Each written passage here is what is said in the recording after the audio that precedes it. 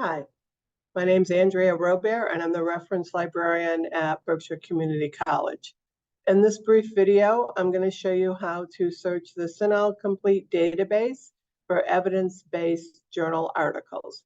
So we're going to begin at the BCC homepage, and to get to the library page, we're going to scroll to the bottom of the page, and over on the left-hand area, we're going to come down and find the BCC library link. So I think it's the fourth link from the bottom.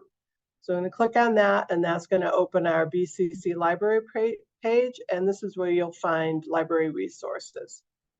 From the library page, I'm going to choose the A to Z database link, and that's going to open our database page.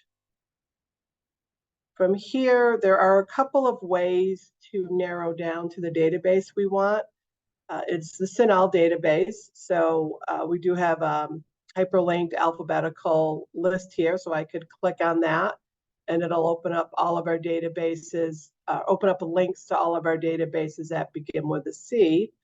You can also come up to the All Subjects filter here, and I can scroll through. So these are all of our databases grouped by subject. So I can scroll down through here and find the nursing databases. There we go. So I have nursing databases here. I'm going to open that link. And these is a list of our current nursing databases. So I'm going to go back up to the top. CINAHL Complete is the first link listed.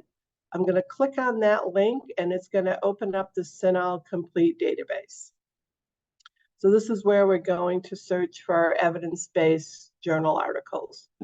So it defaults to our basic search, which is one box here to put your key terms in. But to be able to filter to evidence-based, we're going to need to go to the advanced search page. So I'm going to click that button. It's going to open up our advanced search. You can see we have multiple search boxes here to build a search, a Boolean search if you like. If I scroll down the page, these are search options, are also called limiters. They're ways to narrow down or focus your search. And we want to search evidence-based. So if I come down here, right above the box that says clinical queries, there's a little tick box here that says evidence-based practice. So if I click that and turn that on, any results that I get will be from evidence-based journals. So come back up here, I'm going to type in my topic. Put in fall prevention, and as you can see, we do have autofill here. So if you start typing in, the database will offer you some suggestions. So I'm going to click my search button and just run the search and see how many results I get. So I'm going to scroll down a little. So we can see at the top, I have 670 journal articles. I'm going to narrow those down. I'm going to come over to the left-hand side of the page. And you can see at the top, it says limit to, excuse me. But these are also limiters, so they're ways to focus and narrow your topic. We know we're going to want full text. So if you're looking for a journal article, you're going to want to be able to read the full text. So I'm going to click on full text. And you can already see that's brought me down to 191 articles. The next narrowing tool I'm going to use is the date. So I know for nursing, you're going to want the most current 5 years. So this slide bar here is telling me what the oldest article in the search is from. It's 214, and the newest is from 2024. By default, the newest articles will list at the top of your search. The more pages you go through, the older the date will be. I want to narrow to the most current 5 years. So I'm going to grab the slide bar. As you can see, the from dates are changing. It's up to 219. So I'm going to stop there. So that's going to give me the most current 5 years. And we'll see my results are now down to 94 articles. But that's okay. It's plenty of articles for this search that I need. They're all going to be available in full text. and they're all going to be within that 5-year currency window. I'm going to scroll down a little more just to show you the other limiters that we have. If you wanted to look at subject headings, you could pop that open. If you wanted to look at, risk assessments or treatment outcomes, you could do that.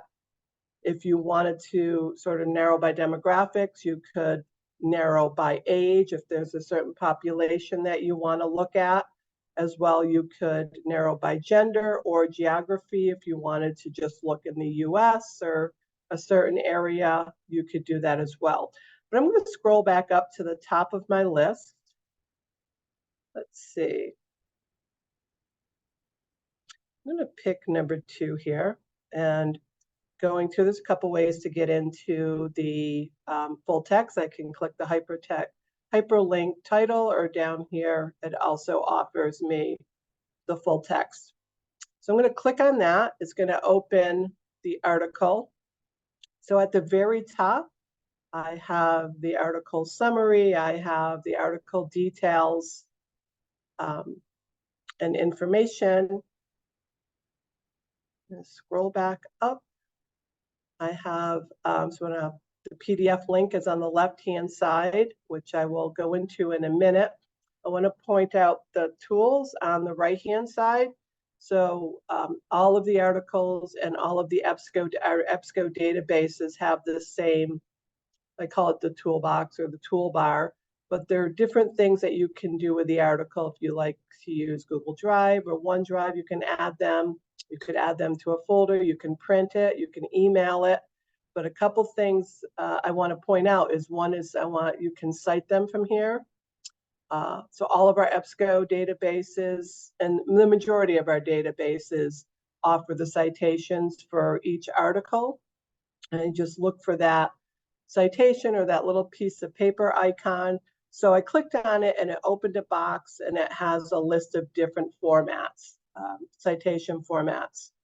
So if I wanted to use the APA, and this is the 7th version, so this is the most current version of APA citations that are being used, I could copy it here, highlight it, copy it. I can email it to myself. If I had a Word document open, I could just pop it in there.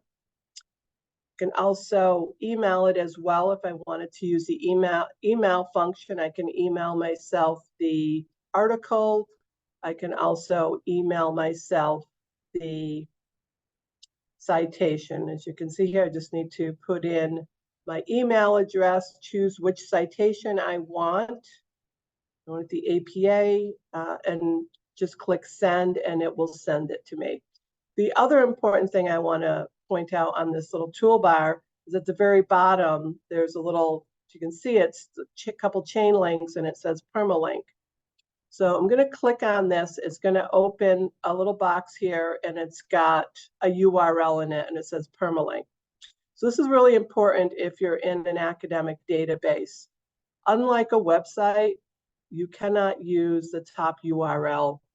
It won't go back to the article. It's a temporary URL. So once I close out of here, if I were to copy that URL and then click on it and try and get back into this article, it's not going to get like a 404 error code, or I'm going to get some type of a message that's saying that the link is not working. That's because it's not meant to be permanent. So if you need to find the link, and I know for some of the nursing assignments, you need to, in Moodle, you need to upload your article along with your homework, your completed homework. And for citation, actually copyright reasons, you can't put a whole article verbatim in Moodle. But what you can do is you can put the link to the article.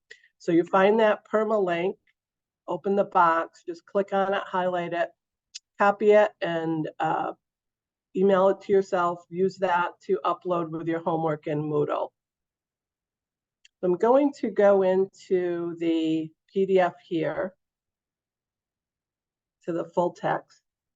Again, as you can see, on the right-hand side of the window, there's that toolbar. So when you open new windows in EBSCO, you're still going to get that toolbar. It's still going to have those same icons and capabilities. And here's the full text of the article, of the research article. Again, you can print it, you can email it to yourself, you can grab that permalink. Some students like to go through and just grab the permalinks and have a list of links. When they're collecting articles, you can use the folder as well. I think that about covers finding the evidence-based in CINAHL. So I'm going to scroll back up, and always remember, you can reach out to your librarians. I'm more than happy to help. Librarian Karen Carreras-Hubbard is also more than happy to help with research, and good luck.